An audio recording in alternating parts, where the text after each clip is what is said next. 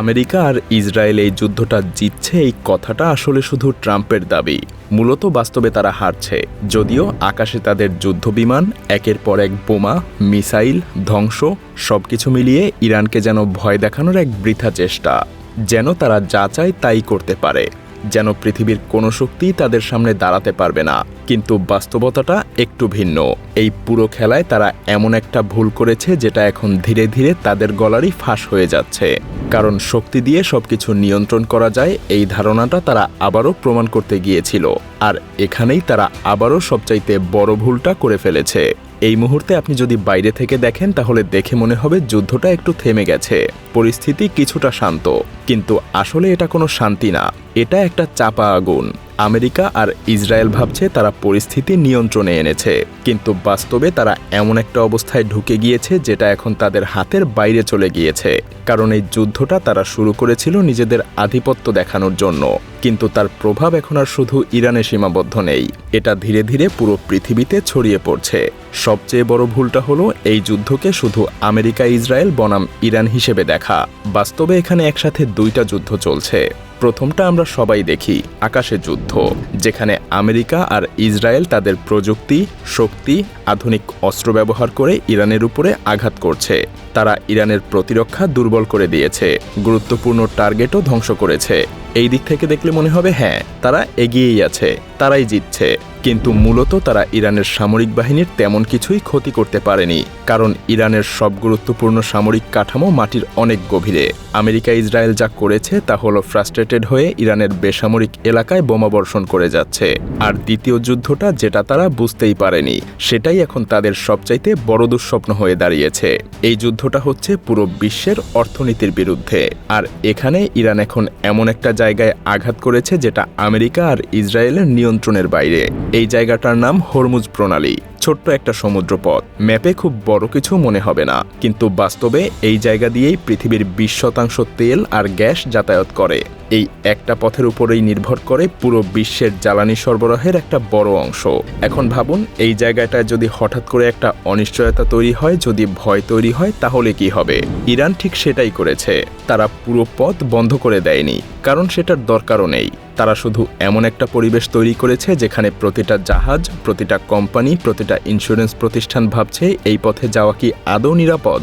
মাঝে মাঝে drone, missile, সামুদ্রিক মাইন এগুলো ব্যবহার করে তারা একটা বার্তা দিয়েছে, এই পথ আর আপনাদের জন্য আগের মতো নিরাপদ না।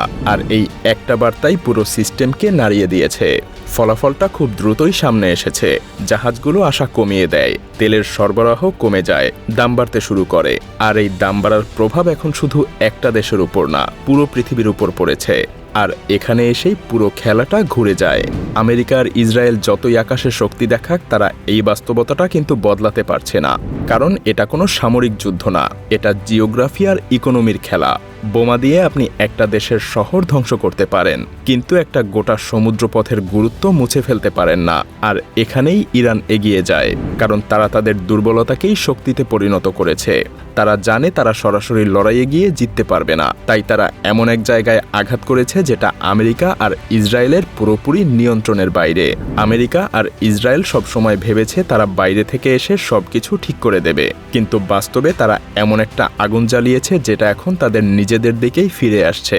তারা ভেবেছিল দ্রুত আঘাত করে সবকিছু শেষ করে দেবে, কিন্তু তারা বুঝতে পারেনি এই যুদ্ধটা শুধু আকাশে আর সীমাবদ্ধ থাকবে না, এটা এমন এক জায়গায় ছড়িয়ে পড়বে যেটা তারা সহজে আর নিয়ন্ত্রণ করতে পারবে না। এখন প্রশ্নটা খুব পরিষ্কার, যদি আমেরিকা আর ইসরায়েল আকাশে যেতে, তাহলে ইরান মাটির গভীরে, সমুদ্রপথে আর অর্থনীতির ভেতরে খেলা চালিয়ে যাবে। তাহলে এই যুদ্ধটা আসলে জিতছে কে? আমেরিকা আর ইসরায়েল যে হিসাব নিয়ে যুদ্ধ শুরু করেছিল সেটা এখন পুরো ভেঙে গেছে। এখন তাদের সামনে তিনটা রাস্তা, কিন্তু তিনটাই সমস্যার। প্রথমটা আলোচনা। তারা যদি এখন ইরানের সাথে বসে তাহলে সেটা দুর্বলতা হিসেবে দেখা হবে, কারণ এত আক্রমণের পরেও তাদের লক্ষ্য তারা অর্জন করতে পারেনি। এই বার্তাটা সারা পৃথিবীতে ছড়িয়ে পড়বে। মজার ব্যাপার হলো এখন সেটাই ঘটছে। আমেরিকা মাঠের যুদ্ধে আর না পেরে যুদ্ধবিরতি বজায় রাখতে বিভিন্ন দেশকে নানাভাবে চাপ দিচ্ছে। দ্বিতীয়টা কিছু না করা। কিন্তু এতে তেলের দাম বাড়তেই থাকবে আর এর প্রভাব তাদের নিজেদের অর্থনীতির উপরেও পড়বে। জনগণের উপরে চাপ বাড়বে আর সেই চাপ আমেরিকার প্রেসিডেন্টকে ক্ষমতাচ্যুত পর্যন্ত করতে পারে। তৃতীয়টা, যুদ্ধ আরও বাড়ানো, মানে মাটিতে নামা। কিন্তু ইরানের ভূগোল এমন যেখানে এই ধরনের যুদ্ধ দীর্ঘ, ব্যয়বহুল আর অনিশ্চিত হয়ে যাবে। ইতিহাস বলে এই ধরনের যুদ্ধ শুরু করা সহজ, কিন্তু শেষ করা অনেক কঠিন। আর এমন পরিস্থিতিতে ইরানে মাটিতে নেমে আক্রমণ আমেরিকার জন্য প্রায় অসম্ভবই বলা যায়। আর এখানেই একটা গুরুত্বপূর্ণ বিষয় সামনে আসে। আমেরিকা আর ইসরায়েল যে ব্লকেট তৈরি করার চেষ্টা করছে সেটাও কিন্তু পুরোপুরি কাজ করছে না, কারণ ইরান সরাসরি সবকিছু বন্ধ না করেও শুধু ভয় আর অনিশ্চয়তা তৈরি করে পুরো সিস্টেমটাকেই নড়বড়ে করে দিয়েছে। আর এই জায়গাতেই ইরানের কৌশলটা পরিষ্কার হয়ে যায়। তারা জিততে চায় না, তারা শুধু টিকে থাকতে চায়। যতদিন তারা এই পরিস্থিতি ধরে রাখতে পারবে ততদিন পুরো বিশ্বের উপরই চাপ বাড়তে থাকবে, আর সেই চাপ সরাসরি গিয়ে পড়বে ট্রাম্পের উপর। এই অবস্থায় আমেরিকা আর ইসরায়েল আসলে একটা ফাঁদের মধ্যে আটকে গেছে। তারা যদি পিছু হটে সেটা হবে দুর্বলতা, তারা যদি এগোয় তাহলে আরও বেশি ক্ষতির সম্মুখীন হবে, আর তারা যদি মাঝখানে থাকে তাহলে সমস্যা আরও বড় হবে। এ কারণেই এখন অনেকেই বলেছে এই যুদ্ধটা শুধু একটা যুদ্ধ না, এটা একটা ভুল সিদ্ধান্তের ফল, যেটা ধীরে ধীরে এখন আমেরিকার জন্যই একটা বড় সংকটে পরিণত হচ্ছে। কিন্তু একটা সত্য খুব ভালোভাবে পরিষ্কার, এই খেলায় কেউই পুরোপুরি জিতছে না। আমেরিকা আর ইসরায়েল শক্তি দেখাচ্ছে কিন্তু সমাধান পাচ্ছে না। ইরান চাপ তৈরি করছে কিন্তু তারাও ক্ষতির বাইরে না। আর মাঝখানে পুরো পৃথিবী, যেখানে সাধারণ মানুষ সবচাইতে বেশি মূল্য দিচ্ছে। এই যুদ্ধটা আমাদেরকে আরও একটা জিনিস শিখিয়ে দেয়, শক্তি মানে শুধু অস্ত্র না, অনেক সময় একটা জায়গা, একটা কৌশল আর একটা সঠিক সময়ের সিদ্ধান্ত সবচাইতে বড় শক্তিকেও চাপে ফেলে দিতে পারে।